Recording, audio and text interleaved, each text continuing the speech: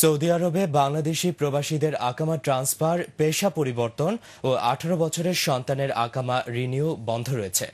পাশাপাশি সৌদি সরকারের দেয়া 3 মাসের সময়সীমা কাজে লাগাতে ব্যর্থ হওয়ায় চরম হতাশায় রয়েছে বাংলাদেশের মানুষ। সৌদি প্রবাসীদের দুর্ভোগ নিয়ে আমাদের জেদ্দা প্রতিনিধি শামীম আহমেদের রিপোর্ট, জানাচ্ছেন এসএম জিয়া।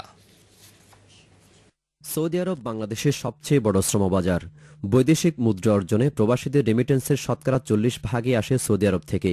দেশের অর্থনীতির চাকাকে সচল রাখতে দিনরাত পরিশ্রম করে যাচ্ছে এদেশের মানুষ। কিন্তু 2007 সাল থেকে বাংলাদেশি শ্রমিকদের আকামা ট্রান্সফার, পেশা পরিবর্তন ও 18 বছরের নিচে যারা, তাদের আকামা রিনিউ বন্ধ রয়েছে।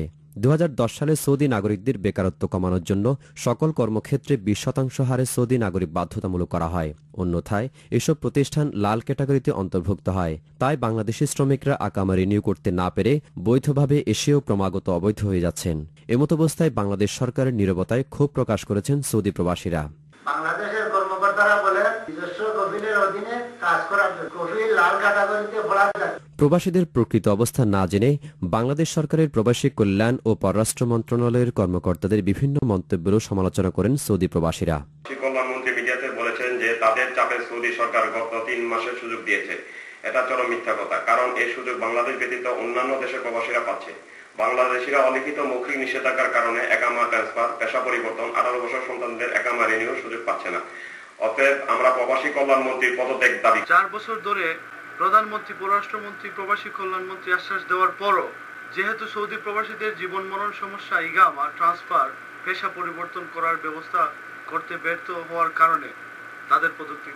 বাংলাদেশ সরকারের কূটনৈতিক ব্যর্থতার জন্য ইতিমধ্যে যে সকল শ্রমিক বৈধ অবস্থা থেকে অবৈধ হয়ে গেছেন, যাদের আর বৈধ হওয়ার সুযোগ নাই, অর্থাৎ যাদের পাসপোর্ট নাই, তাদের জন্য সৌদি আরব সরকারের সাথে আলোচনা করে সাধারণ কমার মাধ্যমে বাংলাদেশ দূতাবাস ও কনসুলেট থেকে আউটপাসের মাধ্যমে নিজস্ব ব্যবস্থাপনায় টিকিট করে দেশে ফেরত যাওয়ার ব্যবস্থা করার জোর দাবি জানাচ্ছি বাংলাদেশ সরকারের কাছে।